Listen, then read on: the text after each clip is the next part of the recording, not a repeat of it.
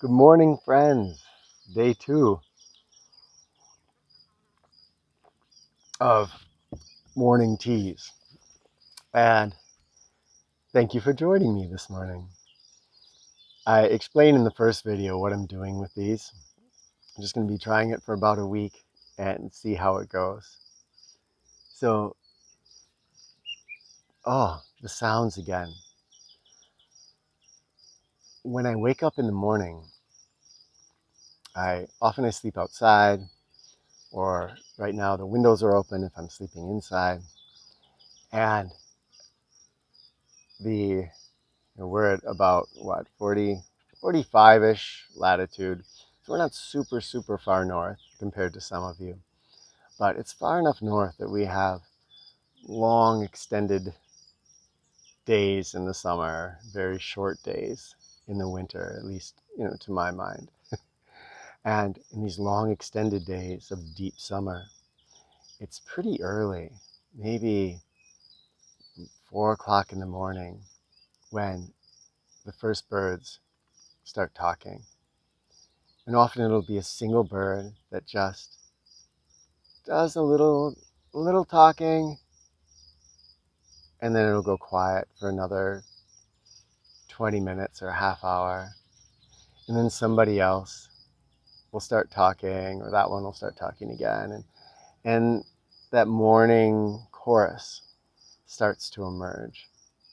Now, if I'm sleeping outside, this is also the same time that the bats are coming back.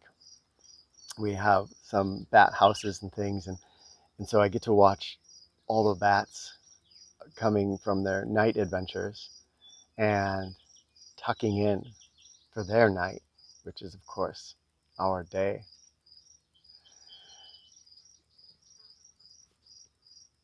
There's the insects, too. They start calling. Some of the crickets go, not, I would say, throughout the night. There's periods of on and off. We're not really, for whatever reason this year, not having that full all night long cricket chorus. But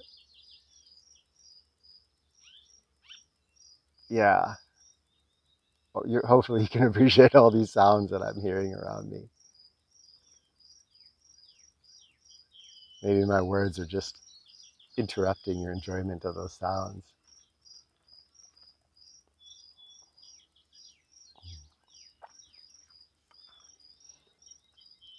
Rebecca checked out this book from the library that's been kind of fun. It's Matt Haig. I'll try to put a link down in the description if I remember. And it's called The Comfort Book. And just all kinds of little bits of wisdom that he sprinkles throughout there. One that I've been thinking of lately, though, is, and I'm not going to quote it here, I'm just going to paraphrase the idea. But the idea was, don't try to be cool. Don't try to do what the cool people are doing. Instead, be warm. And if you're going to seek out people, seek out warm people. And it was such a fun play on the words. Because I think a lot of my life, I was pretty trying to be cool. And I didn't do it by trying to fit in. I'm thinking back to high school. But tried to just be really stand out unique. And I wore clothes and a skull, the muskrat skull around my neck, trying to really display that I was different from other people. And sometimes we're cool through conformity, trying to be like a rapper that we emulate or look like the other people in our motorcycle group by wearing the same clothes. There's all kinds of ways that we try to have a self-image, basically. And some would say, well, let's just step back and not have a self-image. I mean, we could go super zen like that. But the fact is, most of us, we have a self-image that we are putting out to the world. And often we can be pretty invested in that. If we're going to have a self-image, maybe instead of it being cool, we have it be warm. Because the world arguably needs a little bit more warmth, a little bit more connection. I talked about presence yesterday, engagement. It's, you know, you can see it all over YouTube. We can see it all over media. We can see it all over in the people around us. It's,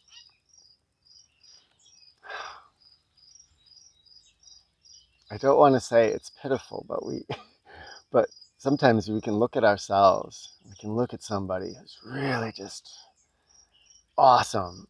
And we realize, we look at ourselves, we look at that person, and we go, wow, this is kind of, it is kind of sad. It's like there's probably a real person hiding behind this facade that we're so scared to be ourselves, to come out and just be the person we are, that we have to put up this facade.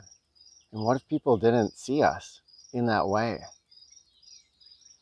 I think for me, doing the YouTube, you know, before we went to Hawaii, so this is, you know, okay, back before the COVID thing, then we were in Hawaii for about a year. Maybe you remember that if you've been with the channel for a while, doing a living experiment. And before that, I had, in my YouTube channel was getting more views, and I was running the school. So I had students there that looked up to me, had an image of me, and I had formed an image of myself. When I went to Hawaii, nobody knew me. I was a nobody. And I think honestly, once somebody said, "Oh, I've seen your YouTube videos." But other than that, it was like starting fresh and being a brand new person and getting to remake yourself. And I realized for me, the thing I wanted to be most was just warm. It was just nice to the people around me. And even though I'd been warned that there could be some nastier elements in Hawaii, don't leave your car unlocked, I'd been warned that some of the native folks there might not be appreciative of my presence. I found the people around me to be unbelievably warm. Everybody. I'm trying to think back to a negative person experience that I had in Hawaii, and I really can't think of it. So it was this amazing experience of getting to just say, what's most essential? And do I have to be survival guy? Do I have to be tactical guy? Do I have to be tough person that can do winter overnight? Or can I just be someone who's genuinely kind to other people? In an odd way, you know, being warm is a strength that goes beyond all of those other things. Because when we're just warm to somebody, we're vulnerable, we're open. When we put on any kind of a mask, we're hiding. And of course, we can say that mask is us. You know, where's the line between mask and us? We're talking about ego here. We're all constructing this ego self. But just noticing, I'm going to try to notice for myself, because we're doing this every day. Maybe you want to do this with me. Notice for yourself. Is there any moment when, through our dress, through our actions, through the way we walk, that we're trying to project something that shields us from having to be our most authentic self, from having to be vulnerable? When we're warm, we're vulnerable. When we're kind, we're vulnerable.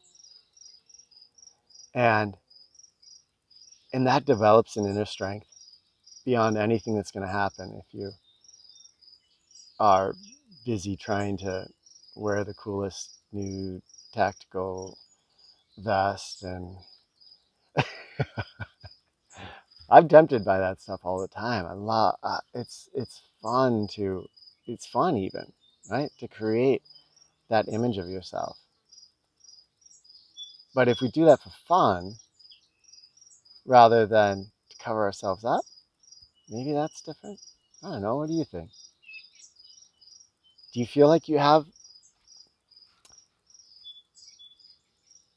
a place in your life where you're trying to be cool, where you're trying to project something that feels a little inauthentic? And what does it feel like when you just are warm? Say, today, all I'm going to do is just be a warm person. Just be kind to the people around me. Sometimes it's fun to take a whole day, and just try an experiment like that. Because we get into the habits, right? The habits of living, the momentum of doing a certain thing, living a certain way. Certainly with our egos, we get stuck in that projection. We start to believe that projection we're putting around ourselves is who we are. And then eventually we can't even see anything else. And all our energies go towards projecting that specific version of our ego. My gosh, if you've heard that Zen saying, the whinny of a pack horse unloaded of everything. My friends, I'm not going to say I'm unloaded of everything, but I have managed to unload some things. And when we unload even a little bit of that ego weight we're carrying, dang, it feels so good to just be able to be who you are. To just have the emotions you're having, to not have to be using mental energy to try to manipulate others' perceptions of who you are. You know, incidentally, that whole, especially when people are really trying to look awesome and tough, it's really useless because everybody sees through that.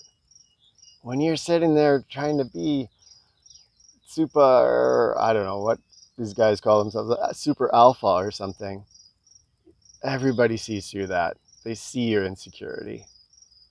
It's so transparent. And